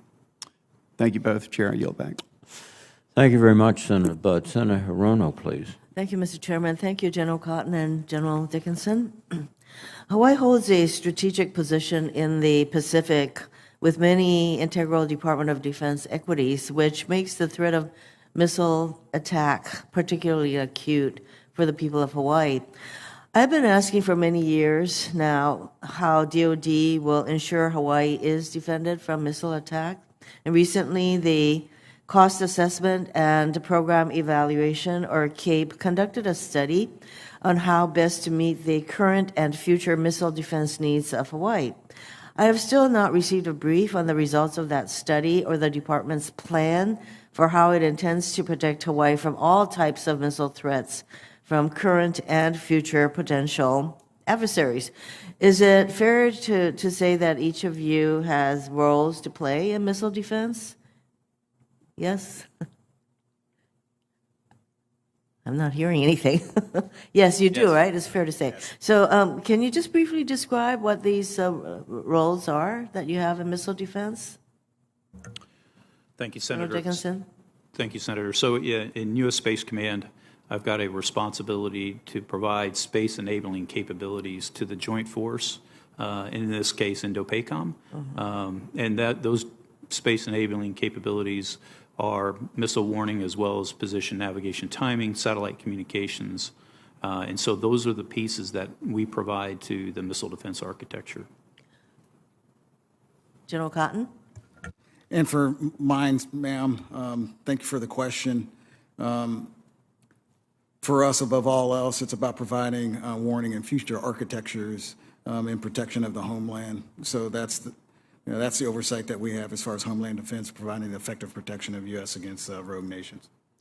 So you both have responsibilities regarding missile warnings. So I do have serious concerns that there is not one dedicated person in the Department of Defense with the responsibility to ensure that there is a plan for missile defense of Hawaii, as there are many roles and responsibilities doled out across the Department of Defense for this one issue. And that is why I express frustration, because every time I ask about missile defense for Hawaii, I don't get a response. So as we have seen in the continuing challenges regarding the Red Hill crisis, where there is not one ultimate person ultimately responsible over the planning and execution of an issue as it relates to what needs to happen with Red Hill.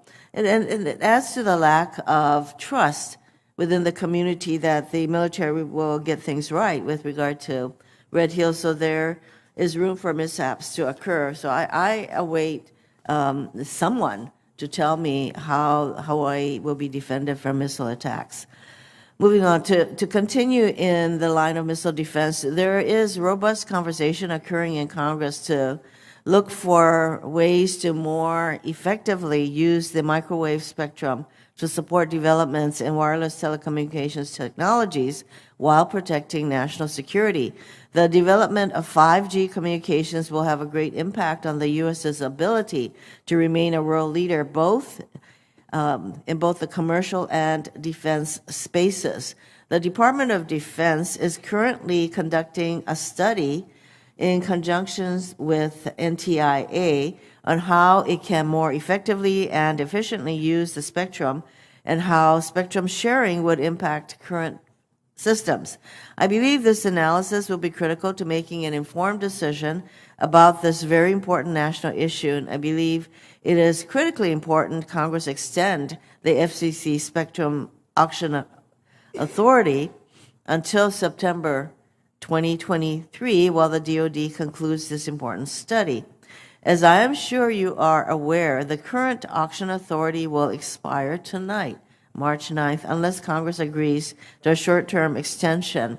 With negotiations ongoing, we should agree to a 60-day extension, at least in my view, and not let auction authority lapse. So it is critical that DoD and NTIA thoroughly conduct this study, contemplating all options, including vacating and sharing the spectrum band. It will be imperative that the study is not only comprehensive, but is submitted in a timely manner. So clearly, I share the concerns expressed by Senator Rounds on this issue. In the meantime, General Dickinson and General Cotton, what types of impacts do you anticipate the study will identify, and do you see opportunities for greater sharing of the spectrum for civilian usage? My time is up, so perhaps you can be very brief on your concerns. Senator. So we are part of that ongoing study that the Department of Defense is doing. I won't try to guess what the outcomes will be from that. I know, as being part of that study, that my concerns and my voice will be heard in that study in terms of how important that part of the spectrum is to my mission every day, and my mission every day supports the rest of the Joint Force as well. Senator, the same with Stratcom. We are part of that team that's part of that study, so I'm awaiting the results of that as well. It's going to be very important that the study gets done on time, because there are other things that are happening with regard to this issue, as you all know. Thank you, Mr. Chairman. Thank you, Senator Rono. Senator Schmidt, please. Thank you, Mr. Chairman. I had a question, General Cotton, on modernization. Clearly, Whiteman Air Force Base in Missouri, we're very proud of that, which I know you're very familiar, and part of the nuclear triad and the B-2 stealth bomber. I guess you mentioned one of your focuses is to make sure that as we approach this modernization, that there aren't any gaps along the way. And I guess the focus of my question would be, what is the level of concern that there might be, right? And what can we do to make sure that that doesn't happen? So along the way, as we move forward in this, what are some things to look out for, and what can we be doing to help out with that? Senator, thank you for the question. And yes, the incredible men and women of the 509th Air Whiteman Air Force Base. I think fundamentally, if we start seeing delays in programs and delays on getting to completion of a program, because what I don't want and what I have articulated is I need to make sure the B-2 is a good example, that I have sufficient forces in play all the time. So even during the transition, we must ensure that I have the legacy systems in place where I can still present options to the President of the United States. If you start getting slips, then folks start saying, well, okay, so when can I start, when can I start divesting, and do I slow down divestiture? What do I do about divestiture? As a component commander, I need to make sure that I have those sources available. So I'm constantly watching to make sure that those future roadmaps for your area, the bomber force, for example, for Columbia, for example, for ICE, every portfolio that I own is being modernized right now. So as we look to those and make sure that we don't build gaps because of delays and are you confident there aren't those gaps right now in wherever we're at in that process with the under your command? Well, as I said earlier, my bigger concern is what we're seeing with the industrial base and what we're seeing with the supply chain. Okay. General Dickinson, I guess my question to you is on the space race. I do feel like whether it was the Chinese spy balloon, whether it's the fentanyl that's been mentioned, TikTok, the public is becoming much more aware right now in real time the real threat that China poses. I mean, they are not messing around. They mean business. And I'm a new member here, and the briefings that we've had in my 2 months here are sobering. in many ways. And that is will be, continue to be a big focus of mine and my office, is to make sure that we're doing everything we can to be ready to challenge that threat. I guess Senator Scott asked the question about what we can do.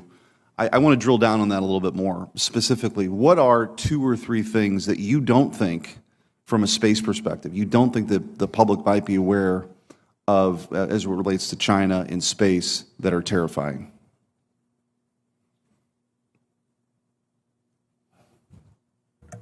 A couple of things. If you just look at the sheer number of launches, space launches that they do in a year, that is a statistic that most people don't know. So I'll give you a statistic there. So in 2022, last year, there were 186 space launches. Of those, 64 were Chinese.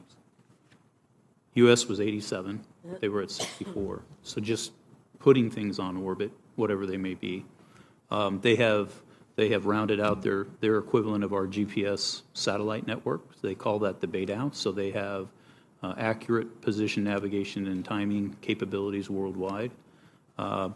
If you look at the just the sheer number of satellites that are in orbit and what their intended use is, everything from ISR satellites to communication satellites to PNT satellites. So they are moving in a direction where they want to be a peer to us in terms of capabilities in space. We are still the best in space, but what we need to make sure is that that gap does not close and that we continue to keep the gap or increase it. And I guess just final question, what are a couple of those capabilities you think, outside of the launches, a couple of those capabilities that, again, most folks might not be that aware of? Well, it would be ISR satellites, so they have observations in terms of being able to see around the globe in a persistent manner. And then the other piece is that position, navigation, and timing. That is, PNT is a critical component of any military operation, and quite frankly, any commercial or civilian operation as well. Having accurate PNT is very fundamental to that, and they have that. Thank you. Thank you, Mr. Chairman. Thank you, Senator Schmidt. Senator Rosen, please. Well, thank you, Chairman Reed. I really appreciate you holding this hearing. I'd like to thank General Cotton and General Dickinson for, of course, your great testimony today and for your service to our country.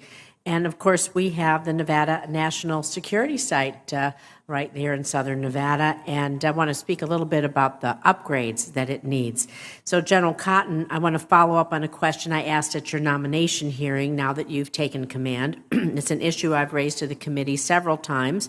At the Nevada National Security Site, we oversee the Stockpiled Stewardship Program, principally the U1A facility. It's that underground lab where scientists conduct the subcritical experiments to verify the safety and reliability of our nuclear stockpile without explosive testing. So U1A is undergoing major construction. It's a project that will soon host the most capable weapons radiographic system in the world. However, NNSA currently faces significant infrastructure delays, including at the Nevada National Security Site. So how will the upgrades to the Stockpiled Stewardship Program, like the U1A, affect Stratcom certification of the nuclear stockpile? And how do these infrastructure modernization challenges overall delay your impact to fully fulfill your responsibilities? Senator, thank you for the question. And as I had said earlier to the committee, making sure that we have the proper funding, the proper insight on the modernization of the weapons complex writ large, to your point, is absolutely critical for us in the modernization of our programs when, we've been talking about the weapon system platforms themselves. So that's going to be critically important. When we talk about NNSA and the problems the challenges that they're facing in regards to infrastructure, I monitor that daily.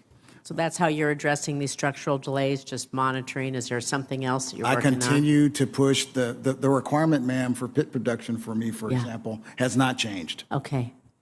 Thank you. I'm going to move on to you, General Dickinson, for cyber mission and space, because we know cyber operations, you've been mentioning it, of course. They play a critical role, well, not just in our space capabilities, but honestly, I believe in every aspect of our capabilities. And we see our adversaries increasingly developing the counter space capabilities that really undermine our interests. So China, they've emphasized the offensive cyberspace capabilities, that they are critical to their cyber warfare capabilities. Are you concerned about the increasing threat of cyber attacks from China and how they could jeopardize the U.S. space operations? You spoke about doing the constellation mode, some of the other things that you might be doing you can speak to in an unclassified setting. So are these some of the best tools you can use against kind of counter the space cyber aggression, if you will? Thank you, Senator. So cybersecurity is a top priority within the command, because we understand the challenges and the threats, just as you mentioned there. The command is actively working cybersecurity every day. So as the command has matured over the last 3.5 years, we have built cyber protection in from the very beginning. An example of that, we have a joint cyber center that resides within the command now that is at operational capability. And are you using, I'm sorry to interrupt, are you using machine learning and artificial intelligence to maintain the digital superiority and the new centers?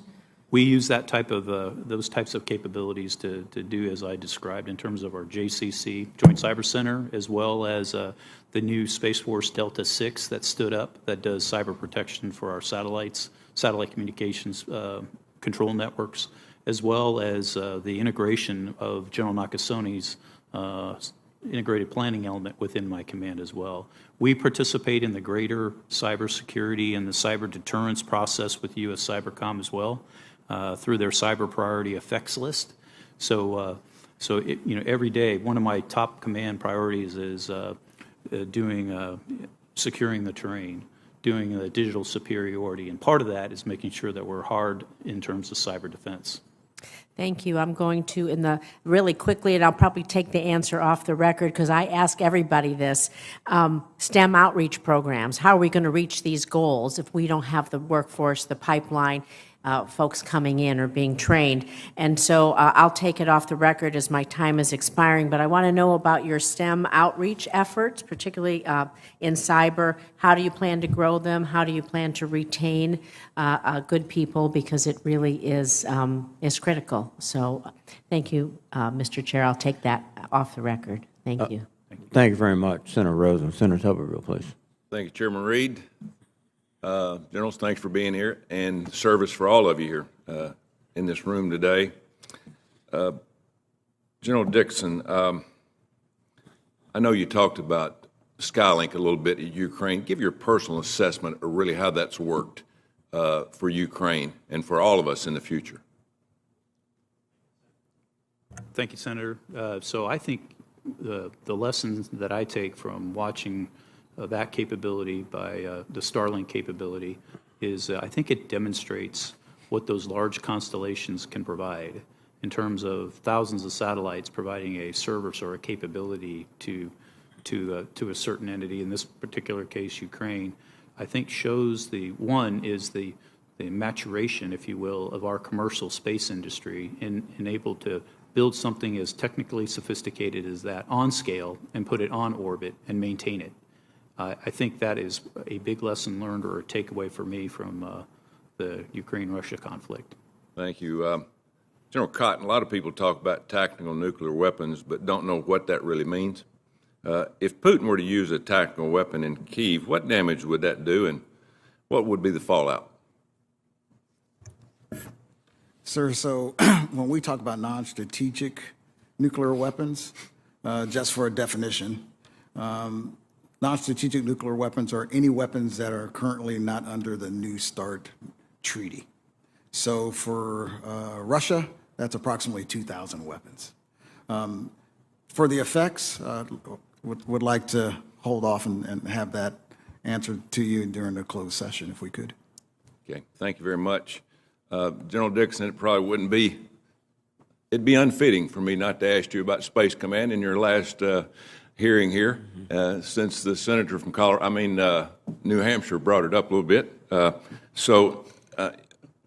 We've heard a lot about in the last few years about basing the decision of the command headquarters. I didn't want to get back into this back and forth decision, but when my colleagues bring it up, I want to make sure the facts are correct. General, in 2019, the Air Force identified 6 suitable locations for Space Command. Is that correct? In 2020, when the Secretary of Defense, Mark Esper, testified before this committee, he instructed the Air Force to allow for communities to self-nominate. That resulted in the Air Force examining 66 communities across 26 states, correct? As best I can recall. It was an exhaustive selection process that weighed 21 different factors and involved site visits, interviews, inputs from up and down the chain of command. That process took 8 months, correct? As best I can recall. Thank you. Which community ranked number 1 in that analysis at the end of the day? I don't recall exactly which one. Well, I'll refresh your memory. Huntsville. Do you recall which base ranked 2nd? I don't recall. Offutt Air Force Base in Nebraska. You recall 3rd, you probably don't, which was a joint base in San Antonio. Commander-in-Chief selected the location that the Air Force ranked number 1. Yet since the President selected Huntsville the location, the Air Force study ranked number 1 in January 2021. We've had 2 years of delay. And the world is on fire right now. We need to catch up. The Colorado delegation asked for an investigative report and the GAO report on the process. Ironic. Colorado wasn't even 2nd or 3rd, but they asked for a report. So when the GAO examined this process, they said, I'm going to quote here, the Redstone Arsenal ranked as the highest scoring location in the evaluation phase, the highest ranked location in the selection phase, and the location with the most advantages in the decision matrix. Air Force officials stated that the decision to identify Redstone Arsenal as a preferred location stemmed from Air Force analysis showing it was the strongest candidate location.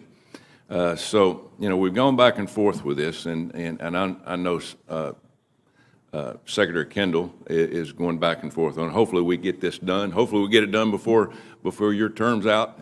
I know that we've got commercial people that are involved in this. I know commercial people are going to be hugely involved in Space Command in years and years to come. And we look forward to all of that coming together in one location in the very near future. And hopefully that's Huntsville. So, General, thank you for your service, really. Thank you for serving what you've done for Space Command. You've been the only one there. You brought it from infancy. You've done a great job. Thank you. Thank you. Thank you. Thanks, Senator. Senator Kramer, please. Thank you, Mr. Chairman. Thank you to both generals for your service and for being here. I want to start and end with you, General Cotton. I want to ask you, during your predecessors had some luxuries you don't have. Of course, they had 6 B-52 bases in the northern tier capable of taking off and landing that great big legacy machine. 6 of them between Michigan and Montana. There are only 2 that remain that have the cement, and one, of course, is Minot, which you're more than a little bit familiar with, and the other being Grand Forks. The base in Grand Forks has narrowed the 300-foot wide runway to 150 by moving the lights in, but all the concrete remains. As you look forward, and I was interested in one of your previous answers about LRSO, the importance of LRSO and the legacy systems, particularly in the context of a potential gap. But when it comes to bomber agile combat employment base that we've talked about a few times, how useful would more runway space be for the disbursement of those B-52s and maybe other large aircraft, especially while we still have some of them intact that could be prepared quickly? Senator Kramer, thank you for the question. And our baby, the Buff, the B-52, I just recently looked at an article that was published on the Air and Space Forces magazine that's showing the testing that's underway for the re-engineering of the B-52. So knocking on wood that everything is going well in regards of SERP and the commercial engine replacement program for that venerable, incredible machine. To your point, you're absolutely right. We used to have numerous airfields throughout the United States of America that could act as dispersal sites for a lot of our strategic forces and weapons. Not permanent locations, but places where you can disperse. Over the decades, that has eroded. Many communities will look and see and say, I don't understand why I have an 11,000-foot runway at my regional airport, and then it's no longer a 11,000-foot runway. So we're looking into it. I'm actually having the commander of Air Force Global Strike take a look at kind of dispersal locations, because now, once again, as we've been discussing, we have two near peers. First time in the history of what Stratcom has had to deal with. So we're looking into that right now, sir, so to answer your question. No, I appreciate that. And as you know, the folks up in Grand Forks are capable of moving a lot of snow fast, so that 300-foot runway's ready to be deployed. With regard to those two near-peer adversaries or threats, China's capabilities, of course, are growing at an unprecedented pace, as you guys have already referenced. And Russia, of course, becomes more unpredictable and dangerous all of the time. Some of the programs that we're relying to maintain that deterrence were created with different threats in mind, obviously, or at least different scales of those threats. And I often joke with Senator King that the reason I accepted the ranking position on the Sea Power Subcommittee was so I could get my hands on the third leg of the triad. But do you think, are 12 Columbia-class submarines enough? I guess that's the bottom line, and I know we have a lot of challenges, but given this threat, particularly from China, are 12 enough?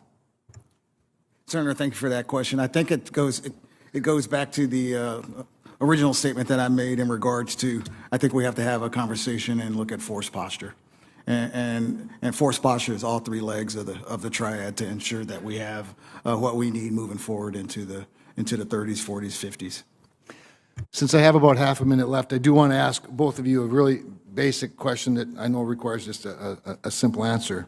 And it's really in response to Senator Warren's line of questioning regarding the budget and unfunded priorities. Do you consider national security as a like-to-have or a must-have in today's threats? General Cotton first, and then General Dickinson. It's a must-have. General Dickinson. It is a must-have. Thank you. Thank you, Mr. Chairman. Thank you, Senator Kermit. Senator Sullivan, please. Thank you, Mr. Chairman. Gentlemen, good to see you. General Cotton, thanks again for coming to the Alaska Day event. Native people in my state were very honored by your presence, and I think it was a really good event, so thank you very much on that.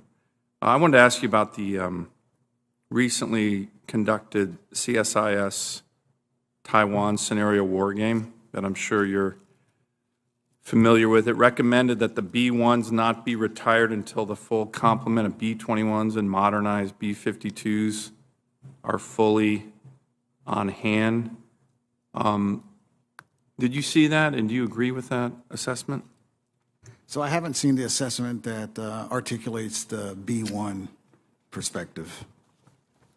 What do you think about that general statement? I'm sure it's not the first time you've heard something along those lines. Essentially, I think we need to look at mitigating the risk of B-21 delivery time going to the right. Senator, I absolutely agree that, and what I want to ensure is that we have enough of the bomber force available that's legacy until we have a fair amount of B-21 brand new modernized systems. So I don't see a huge dip in my capability and capacity moving forward. Okay. Let me ask another issue. I had a very senior U.S. Air Force officer when he was on his way out retiring, and he was talking about force posture for some of the strategic forces. And mentioned, and I wasn't pushing it, but he mentioned that with regard to looking at where the B-21 should be placed, that one place that would certainly get our adversaries' attention, particularly China and Russia, is having a certain element of those home-ported in Alaska, given our strategic location. As you know, Billy Mitchell called Alaska the most strategic place in the world. And with B-21s and our closeness to Russia and Japan and Korea and the Taiwan Strait, this was a recommendation that he thought made sense. A lot of the Indo-PACOM theater generals and admirals always talk about west of the international date line. I try to encourage them to not use that. It's kind of a lazy term. A lot of what's further north is actually closer to key theaters of engagement, whether or not you're west or east of the international date line. It's all about miles. And if you're north, a lot of times you're closer. For example, forces in Alaska are closer, for the most part, to key theater areas than Darwin, Australia. A lot of people don't know that. A lot of four-star generals and admirals don't know that. So what's your thought about something like that in terms of force posture, especially as it relates to near-peer? It's not even near-peer competition. It's clearly peer competition in my view now. Senator, thank you for that. We actually had a discussion about that in my last role as a commander of Global Strike Command in regards to, I think from the location of where the forces are postured, I look to my JFAC, my Joint Forces Air Component Commander, to figure out where they can best maximize where that would be. As you know, we would always consider and have considered and do use the bases in Alaska for dispersal locations for our bomber forces even today when we're doing our bomber task forces. So, that's a conversation that I think we should continue to have, but it would be with the Air Force in regard of location. Thank you. On my final question, I'm going to ask for both of you. I think the Chinese spy balloon has raised a lot of issues, but one of the issues that I know that General Van Herk is looking at, and to his credit has been really pressing for a couple years now, is domain awareness. Domain awareness, particularly as it relates to hypersonics, to cruise missiles, and even to slow-moving objects. A lot of our detection devices, and as you know, Alaska, again, is key here because anything coming into the lower 48 to strike Chicago or New York City is going to come through the airspace in Alaska. But we've traditionally been focused on ballistic missiles tracking and then bombers. So how do we get on the whole issue of domain awareness as it relates to hypersonics, cruise missiles, and then even slow-moving entities like balloons, spy balloons? Senator, in my portfolio, in terms of space domain awareness, that's a critical capability that we continue to look at, continue to develop requirements, and also continue to leverage assets that we haven't necessarily used in the past to do that very function.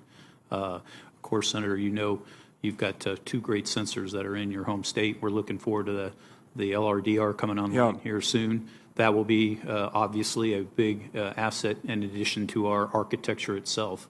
But I think as we look at the evolving threats that we're seeing now, our approach has to be a layered approach in terms not only particularly with missile defense, but also in sensing.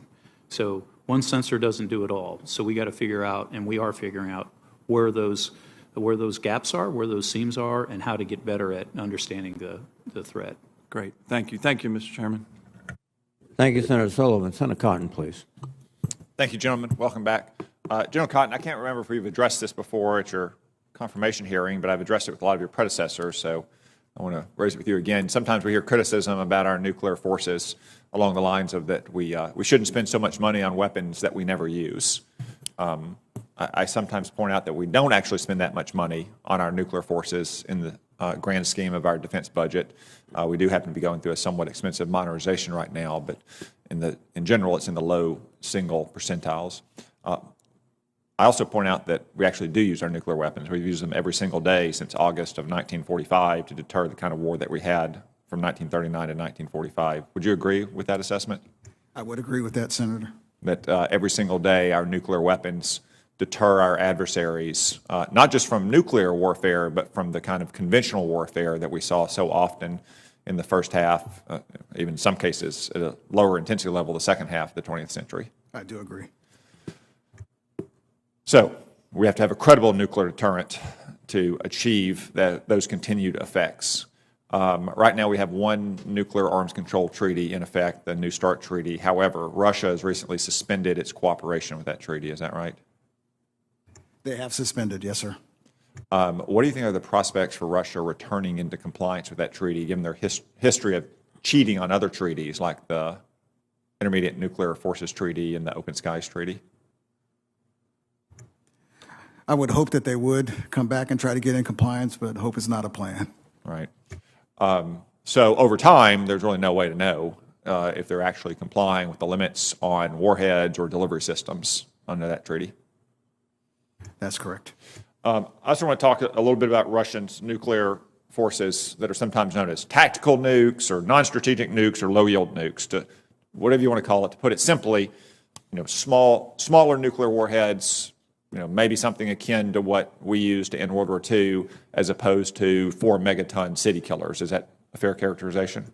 That's correct. And to define it, non-nuclear strategic weapons are defined as any weapon that is not under the New START treaty. Exactly. And that's about 2,000 weapons. So all these weapons, whatever their yield, are not covered by the New START treaty and therefore not covered by any treaty. Correct? That is correct. Do you want to say how many of those kinds of weapons we have? If you don't want to in this setting, that's fine. We can talk about that in a closed session, sir. I think we have a little bit fewer than 2,000 is the way I'd put it. And you might say, well, we have 4 megaton city killers. What do we need it? So the logic here is that if all you have are giant city killers and your adversary has thousands of smaller nuclear weapons, they might believe that they can detonate one of those smaller weapons and you won't retaliate because you're not going to trade a 4 megaton city killer with a nuclear weapon that took an artillery battalion off the battlefield. Is that right? There's a potential for that, exactly. Yeah. And Russia's totally unconstrained in building those and using them if they choose under arms control treaties. How many arms control treaties do we have with communist China? 0, sir. 0. So China's not constrained at all in building every kind of nuclear weapon it wants, and in fact it is on a crash course, especially in building missile fields in China. Is that correct? That is correct. What do you think China's appetite is to enter some nuclear arms control agreement, say like the New START treaty? I would hope they would want to come to the table, but my first comment stands. They haven't, so hope is not a strategy, and they haven't manifested much desire to come to the table. Even if they did, do you think China would ever accept an arms control agreement that left them with fewer warheads and delivery systems than either Russia or the United States had?